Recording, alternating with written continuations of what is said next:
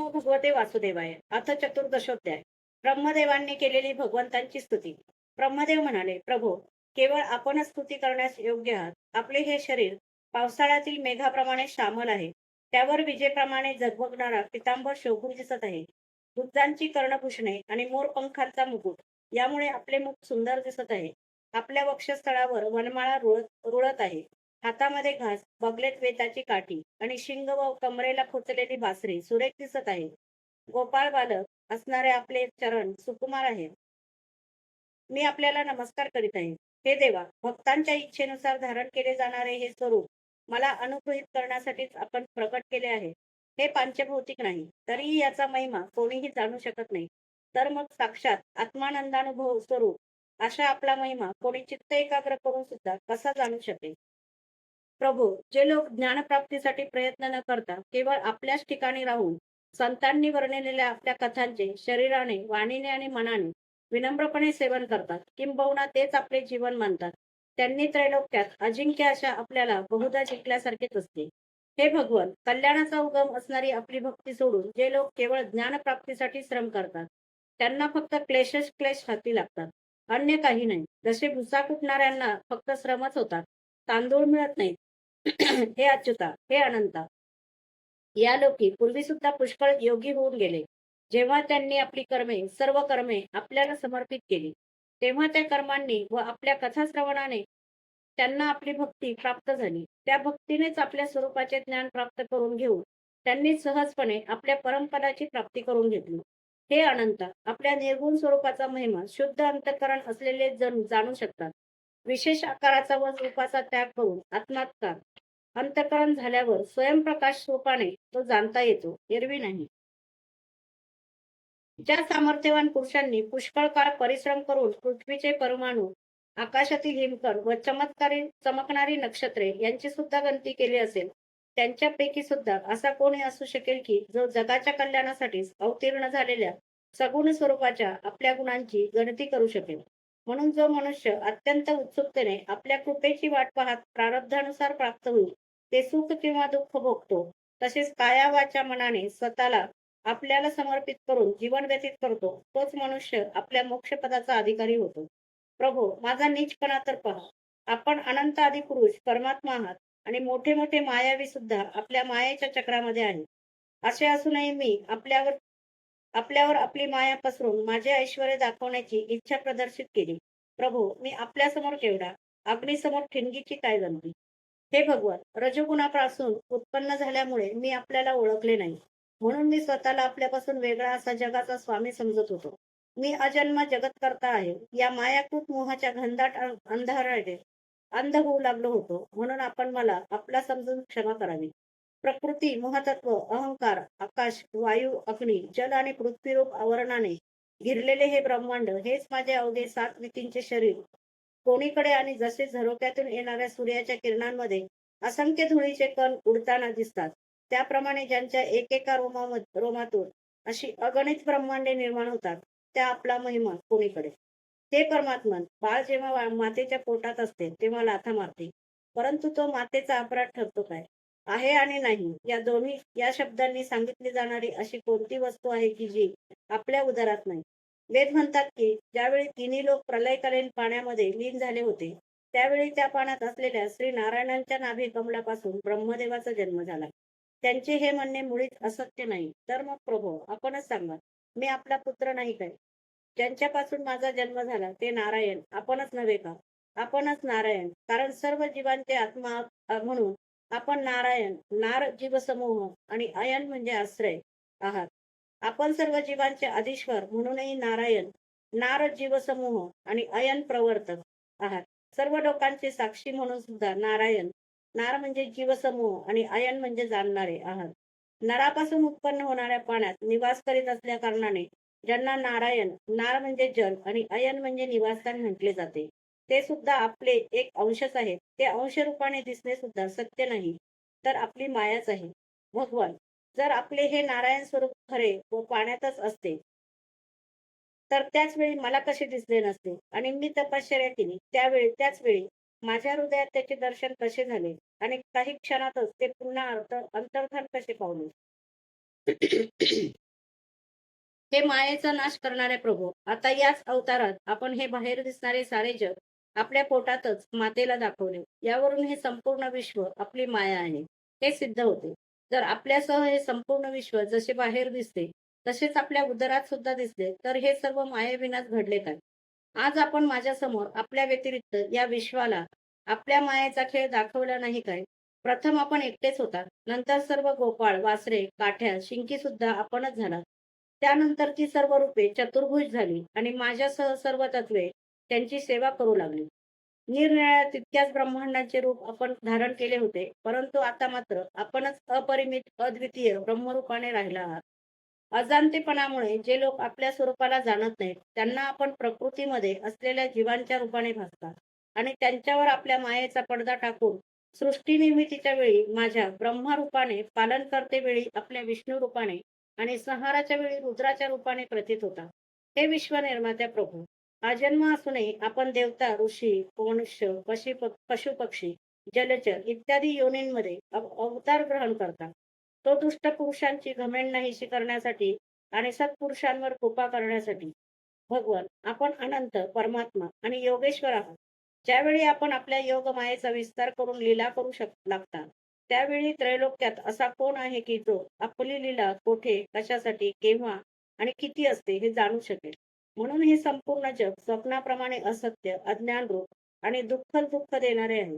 सच्चिदानंद स्वरूप व अनंत अशा आपल्यामध्ये मायेने उत्पन्न आणि विलीन झाल्यानंतरही आपल्या सत्तेने ते खरे आहे असे वाटते.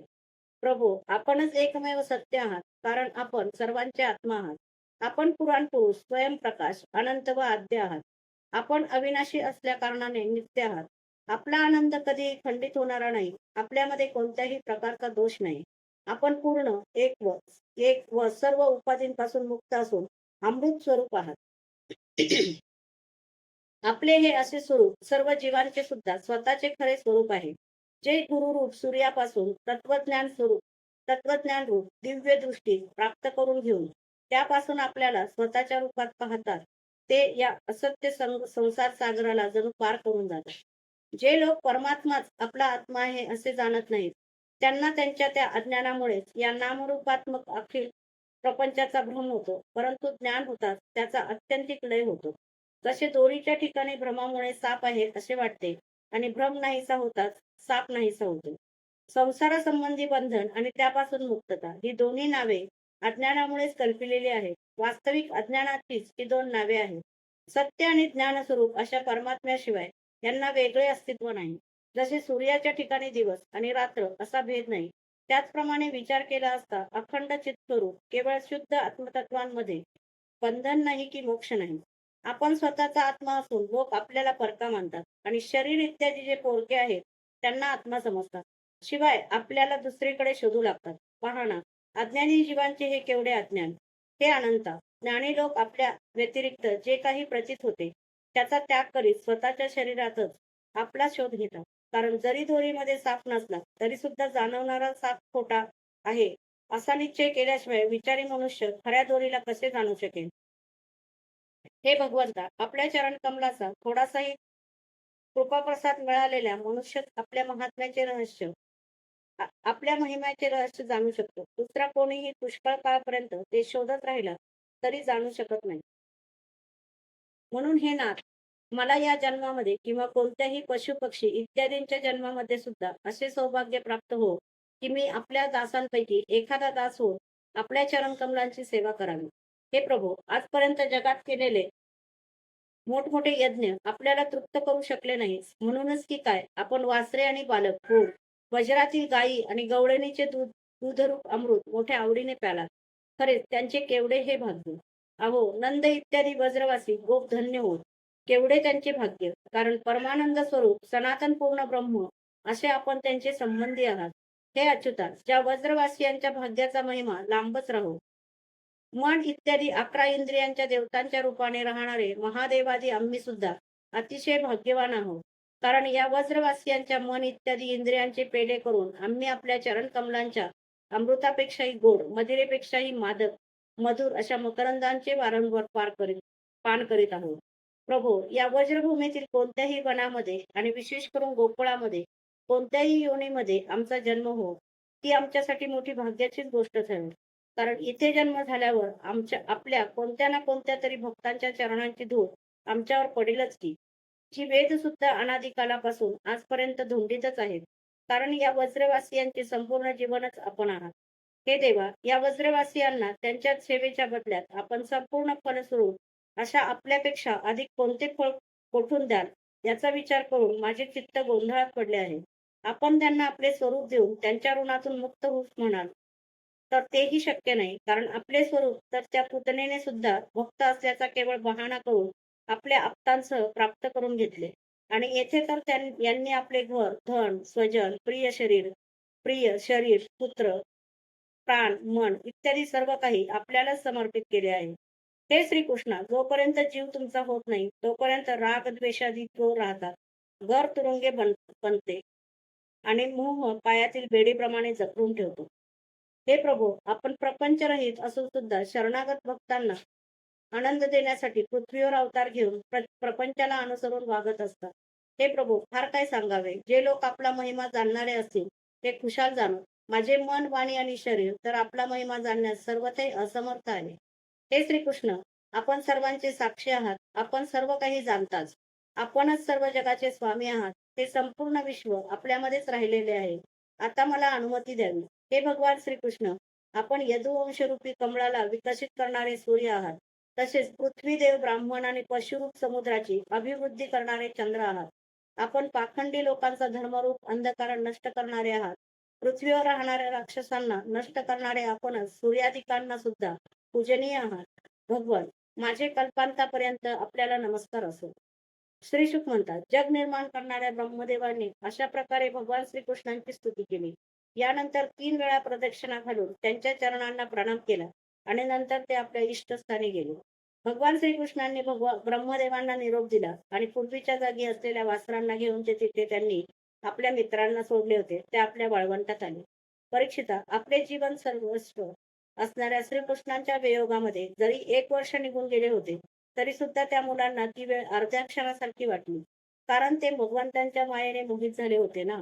जगातील सर्व जीव त्याच मायेने मोहित झाल्यामुळे वारंवार आपल्याच आत्म्याला विसरतात. मायेने चित्त मोहित झालेले जीव येथे काय काय म्हणून विसरत नाहीत बरे. श्रीकृष्णांना पाहताच अतिशय उतावळेपणाने ते मित्र म्हणाले, बंधू ये, तुझे स्वागत असो. आम्ही तुझ्याशिवाय एक घास सुद्धा खाल्ला नाही. आता आनंदाने जेवू. तेव्हा हसत हसत भगवंतांनी त्या मुलांबरोबर जेवण केले आणि त्यांनी अजगराचे कातडे दाखवून ते वनातून वज्राकडे परत आले. श्रीकृष्णांच्या मस्तकावर मोरपिसाचा मुकुट असून गळ्यात फुलांच्या माळा होत्या.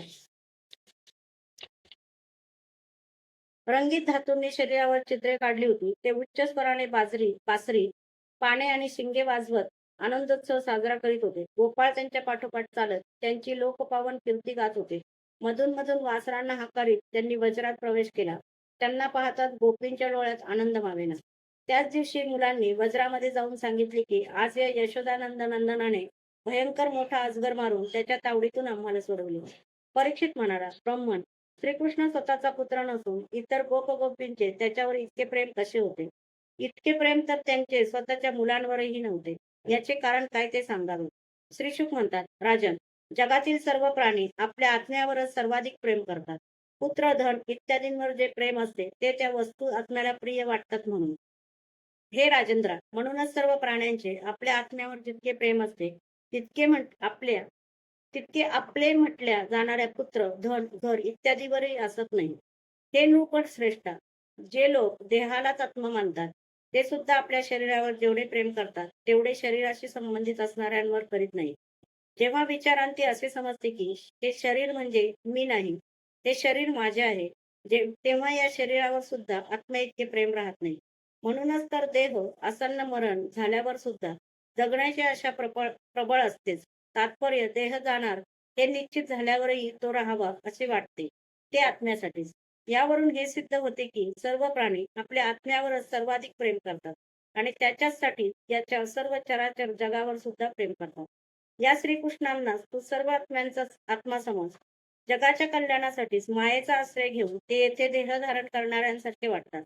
जे लोक श्रीकृष्णांचे खरे स्वरूप जाणतात त्यांच्या दृष्टीने या जगामध्ये जे चराचर पदार्थ आहेत ते सर्व श्रीकृष्ण स्वरूप आहेत. त्यांच्या व्यतिरिक्त दुसरी कोणतीच वस्तू नाही. सर्व वस्तू आपल्या कारणातच राहत असतात. त्या कारणाचे सुद्धा परमकारण भगवान श्रीकृष्ण आहेत. तर आता सांग, कोणत्या वस्तूला श्रीकृष्णांपेक्षा वेगळी म्हणावी? सत्पुरुषांचे सर्वस्व असणाऱ्या पूर्णकीर्ती मुरारींच्या पल्लवरूपी नौकेचा त्यांनी आश्रय घेतला. त्यांच्या दृष्टीने हा भवसागर वासरांच्या खुराने पडलेल्या खड्ड्यातील पाण्या एवढाच आहे. त्यांनी परमपदाची प्राप्ती त्यांना परमपदाची प्राप्ती खात्रीने होते. आणि संकटाचे निवासस्थान अशा या संसारात यावे लागत नाही. तू मला विचारले होतेस की भगवंतांनी 5व्या वर्षी केलेली लीला बालगोपालांनी 6व्या वर्षी कशी सांगितली. त्याचे हे सर्व रहस्य मी तुला सांगितले. भगवान श्रीकृष्णांनी बालगोपालांबरोबर केलेला वनविहार, अगासुराचा वध, हिरवळीवरचे जेवण, वासरे व गोपाळांचे अलौकिक चिद्विला स्वरूप आणि ब्रह्मदेवांनी केलेली ही श्रेष्ठ स्तुती, हे सर्व जो मनुष्य ऐकतो आणि कथन करतो त्याला सर्व पुरुषार्थाची प्राप्ती होते. अशा प्रकारे श्रीकृष्ण आणि बलराम यांनी कुमार अवस्थेला अनुरूप असे लपंडाव, सेतुबंधन, वानराप्रमाणे उड्या मारणे इत्यादी अनेक खेळ खेळत आपली कुमार अवस्था गजरामध्ये संपवली. अध्याय 14वा समाप्त.